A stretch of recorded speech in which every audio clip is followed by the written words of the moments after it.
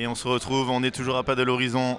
Casa Padel est champion de France et je suis avec un champion d'Europe qui est venu voir les matchs. Comment ça va, Valentin? Très bien, un petit peu fatigué parce que je me suis levé tôt, mais très content d'être là et d'assister à des très belles finales. Et tu es un passionné de padel et aussi un joueur, un très bon joueur. Et je crois que tu as une particularité, c'est que tu joues de la mauvaise main. Explique-nous un peu ça parce qu'il y en a qui ne doivent pas le savoir. Au hand, tu frappes plutôt de la main gauche et tu joues au padel de la main.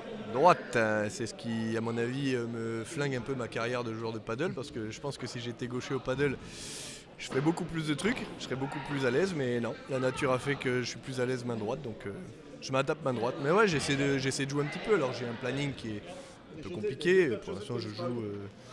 Le problème c'est que j'ai mon côté compétiteur, donc je veux faire quand même des compètes et essayer de monter au classement, mais c'est pas trop possible, donc on joue pour s'amuser, mais je compte bien progresser encore. Et on croit que je crois savoir que tu étais un gros fan de Palavas sur ce week-end. Et d'ailleurs, dans quel club tu joues? Est-ce qu'il y en a plusieurs? Et est-ce que tu prends des cours de padel ou alors que des parties avec des potes?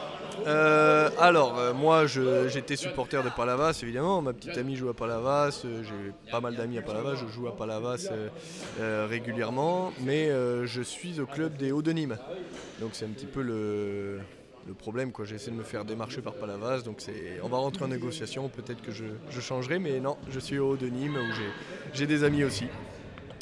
Et donc tu m'as pas dit, est-ce que tu prends des cours ou juste des parties? Alors, il faudrait que je prenne des cours, mais c'est vrai que comme j'ai beaucoup de temps, dès que j'ai un créneau, j'aime bien faire une bonne partie avec les potes, quoi. Alors c'est des bonnes parties où on se tire la bourre, donc parfois ça vaut certains coups, et j'ai cette capacité, peut-être comme beaucoup de sportifs, à assimiler assez vite. Donc il suffit que je regarde des tournois comme aujourd'hui, des vidéos, et ça vient un peu plus facilement. Mais par exemple cet été je suis parti 2 semaines en Espagne m'entraîner, et c'est vrai que des bons cours avec des bons profs, ça va beaucoup plus vite, quoi. Tu progresses beaucoup plus vite.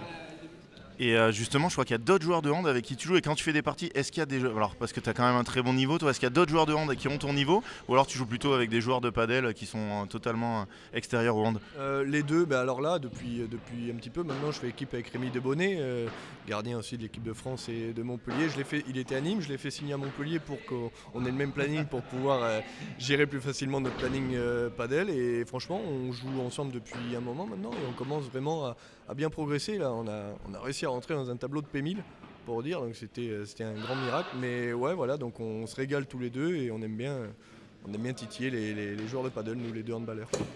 Et qu'est-ce que tu retrouves sur la piste de padel que t'as pas au hand ou alors que tu as et que tu aimes bien? Voilà, qu'est-ce que tu peux faire comme parallèle entre les deux sports?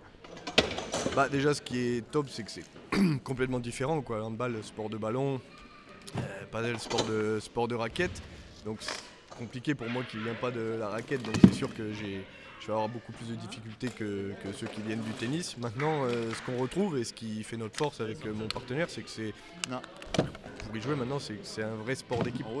C'est un vrai sport collectif, même si on n'est que deux, mais c'est un vrai sport collectif où la communication, l'entraide est primordiale. Et ça, comme on a l'habitude de faire ça tous les jours à l'entraînement ou en match, on est plus à l'aise là-dessus, on peut se parler, on se comprend, on se comprend plus facilement. Donc c'est ça qu'on retrouve. Et aussi, c'est le fait comme on est professionnel et notre boulot c'est de faire du handball tous les jours, c'est bien aussi de couper complètement, de voir un autre sport, d'un autre cercle d'amis, et de pouvoir un petit peu se mettre en retrait du boulot.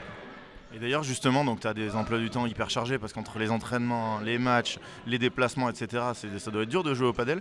Et est-ce que dans ton contrat ou dans les préconisations de vos entraîneurs, que ce soit hand ou physique, dans les jours où vous jouez, où vous n'avez pas d'entraînement, est-ce que c'est repos, ils vous interdisent de faire du sport ou alors ils vous disent allez justement vous aérer et faire d'autres trucs? Qu'est-ce qu'il y a ou est-ce qu'il n'y en a pas du tout de consignes? C'est toujours la question un petit peu galère. Je pense pas que mon coach écoute l'interview, donc ça ira. Non, c'est comme tout. Après, il faut se connaître. Je sais que moi, je suis un peu hyperactif, donc je peux pas, sur un jour de repos, ne rien faire toute la journée, sauf si vraiment on a enchaîné et que je suis très fatigué, je vais me reposer. Mais j'ai besoin quand même de faire quelque chose, de me dépenser. Et on ne nous l'interdit pas. Aujourd'hui, tant qu'on est performant sur le terrain, qu'on est là à l'entraînement et qu'on est performant, ils nous diront rien. C'est sûr que le jour où on va commencer à tirer la langue sur le terrain, ils vont dire écoute mon coco, tu vas arrêter ça, tu vas arrêter ça. Mais pour le moment, moi je leur mets pas la pression, mais je leur dirai de toute façon si vous m'empêchez de faire du paddle, je quitte le club. Donc voilà, ça sera l'ultimatum. Ok, donc ça c'est dit. Hein. Et moi j'ai une dernière petite question pour toi. Est-ce que vous faites des diags un peu avec Wendy et si oui, qui les gagne? Je crois qu'on n'a jamais fait de diag encore. On n'en a pas fait une. Par contre, on a fait. En même temps, ça pourrait être problématique dans un couple, voilà. Ça peut l'être, mais oui, on le fera. Et bon, j'ai fait 4 parties contre Wendy. J'ai gagné 3 fois.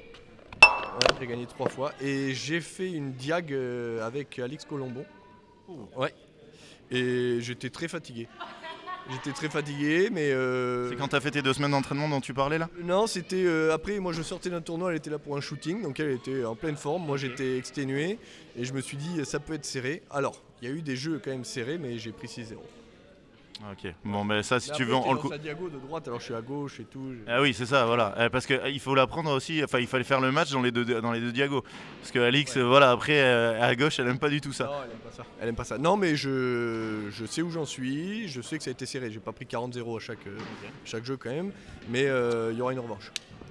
Eh ben écoute, j'espère qu'on sera là pour la voir. En tout cas, merci beaucoup d'avoir pris un petit moment avec nous. Et encore félicitations pour ce Et titre. encore, bravo pour ce que vous faites, hein, c'est top hein, pour nous qui sommes loin et tout, de regarder quelques matchs comme ça, c'est top. Eh ben merci à toi et à bientôt. Allez, ciao.